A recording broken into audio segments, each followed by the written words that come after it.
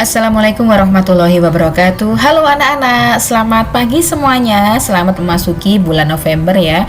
Tak terasa kita tinggal beberapa bulan lagi di penghujung tahun. Semoga anak-anak tetap semangat belajarnya meskipun kita masih belum bisa bertatap muka secara langsung. Nah, hari ini Bunda Febri akan menjelaskan mengenai subtema 3, PB 5 dan 6. Artinya untuk di pertemuan berikutnya adalah kita sudah masuk ke PH. Nah, sebelum kita mulai pelajarannya, jangan lupa berdoa terlebih dahulu. Nah, di muatan IPS kita akan belajar mengenai tujuan dari kerjasama ya. Nah, karena di bab globalisasi pada era saat ini ya, era globalisasi, setiap bangsa ini tidak bisa berdiri sendiri. Jadi suatu negara tidak akan mampu memenuhi kebutuhannya tanpa dibantu oleh negara lain. Negara maju sekalipun juga tidak mungkin dapat memenuhi kebutuhannya tanpa pertolongan negara lain. Sebagai contoh saja, Amerika Serikat yang merupakan negara sangat maju untuk memenuhi kebutuhannya akan minyak bumi harus mengimpor dari negara-negara di Timur Tengah. Begitu pula dengan negara kita, Indonesia. Indonesia ini termasuk negara yang sedang berkembang dan mempunyai jumlah penduduk yang sangat banyak. Akan tetapi, sebagian besar penduduknya masih berpendidikan rendah.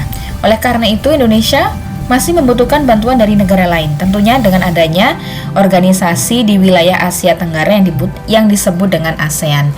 Nah, adanya kerjasama tersebut juga mempunyai tujuan kerjasama ASEAN seperti yang sudah Bunda catatkan di poin 1 sampai poin 6. Yang pertama adalah mempercepat pertumbuhan ekonomi, kemajuan sosial, serta pengembangan kebudayaan. Yang kedua, meningkatkan stabilitas dan perdamaian. Yang ketiga, saling membantu di bidang sarana-sarana pelatihan dan penelitian dalam bidang pendidikan, kesehatan, teknik, dan administrasi. Sedangkan yang keempat adalah menjalin kerjasama yang lebih efektif guna meningkatkan hasil pertanian dan industri, perluasan perdagangan, perbaikan sarana dan prasarana transportasi dan komunikasi, serta peningkatan taraf hidup rakyat dari negara-negara anggota. Sedangkan yang kelima, meningkatkan kualitas pendidikan. Ini terbukti dengan adanya pertukaran pelajar antar negara-negara di kawasan Asia Tenggara. Dan yang terakhir adalah mempertahankan kerjasama yang erat dengan organisasi-organisasi internasional maupun regional lainnya. Ini ya, jadi tujuan adanya kerjasama ASEAN ya. Jadi ruang lingkupnya negara otomatis dengan tetangga-tetangganya juga harus bisa hidup rukun sehingga saling bantu-membantu. Nah, kita sudah mengetahui tujuan dari kerjasama antar negara ASEAN, maka kita juga harus bisa mengetahui manfaat kerjasama ASEAN itu apa saja sih. Yang pertama, menumbuhkan rasa saling memiliki dan toleransi antar negara anggota. Kita juga sudah sering melihat tayangan di televisi kalau ada bencana alam di negara tetangga, maka Indonesia juga dengan sigap untuk membantu. Kemudian yang kedua, semakin dikenalkan budaya Indonesia oleh negara-negara ASEAN lainnya. Yang ketiga, terciptanya kawasan yang damai, bebas, dan netral dari pengaruh negara luar. Yang keempat, meningkatnya investasi dalam kegiatan produksi dan jumlah ekspor. Kemudian semakin luasnya pasar internasional dan pemenuhan kebutuhan dalam negeri. Yang ketujuh, memperluas lapangan pekerjaan. Yang kedelapan adalah meratanya perkembangan penguasaan ilmu pengetahuan dan teknologi di ASEAN. Nah, anak-anak, tadi sudah Bunda jelaskan mengenai tujuan dan juga manfaat dari kerjasama. Nah, kita belajar tentang brosur ya. Di pertemuan sebelumnya kalian sudah membuat brosur dan luar biasa. Ternyata ada yang bisa membuat brosur secara digital, ada yang masih manual. Tapi semuanya sudah hebat karena mampu mengumpulkan tugas. Brosur adalah salah satu bentuk reklame yang berisi informasi-informasi tentang produk atau imbauan tertentu. Ya, dan brosur ini memuat tulisan dan gambar yang disusun secara menarik sehingga pesan-pesan yang ada pada brosur dapat tersampaikan dengan baik kepada pembaca. Jadi untuk membuat kalimatnya pun juga harus membuat kalimat yang efektif dan mudah dicerna, ya. Nah, kalau tadi kita belajar mengenai brosur, sekarang kita belajar akan membuat gambar seri berdasarkan informasi suatu teks ya. Informasi dari suatu teks dapat kita sajikan dalam bentuk gambar seri. Gambar seri ini anak-anak memudahkan pembaca untuk memahami isi atau informasi dari teks.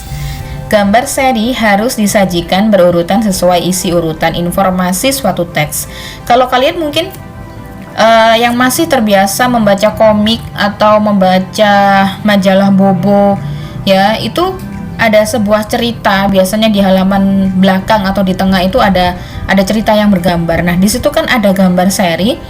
Misalnya nih, kalau kalian membaca sebuah cerita hanya berbentuk seperti model paragraf saja dengan ada gambarnya, kira-kira kalian tertarik yang mana?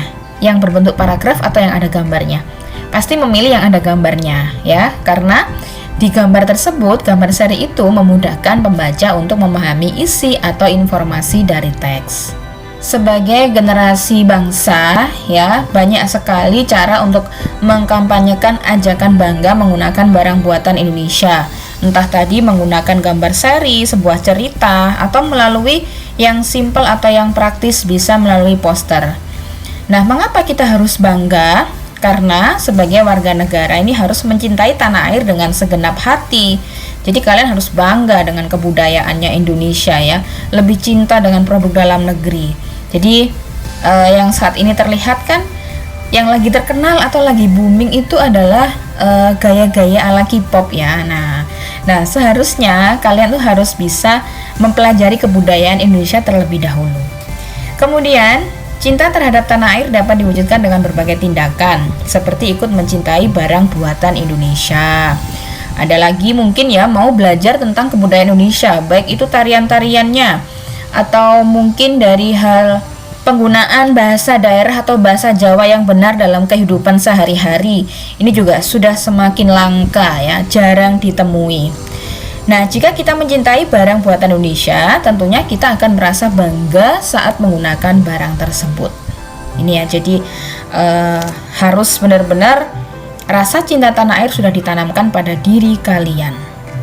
Nah, ini tadi untuk pelajaran tema 4, subtema 3 di PB 5 dan 6.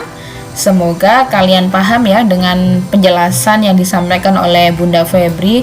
Nanti tugasnya adalah saya akan men-share tugasnya melalui Google Classroom, ya, dan Bunda berharap anak-anak bisa mengumpulkan tugas. Kalau memang ada kendala, bisa untuk japri Bunda Febri, mungkin kendala mengenai HP.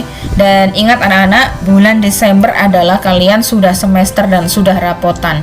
Sehingga Bunda membuat nilai rapot itu berdasarkan nilai-nilai yang sudah kalian kumpulkan. Bagi yang belum mengumpulkan nilainya bagaimana? Otomatis zong alias kosong. Sekian dari Bunda, tetap semangat belajar.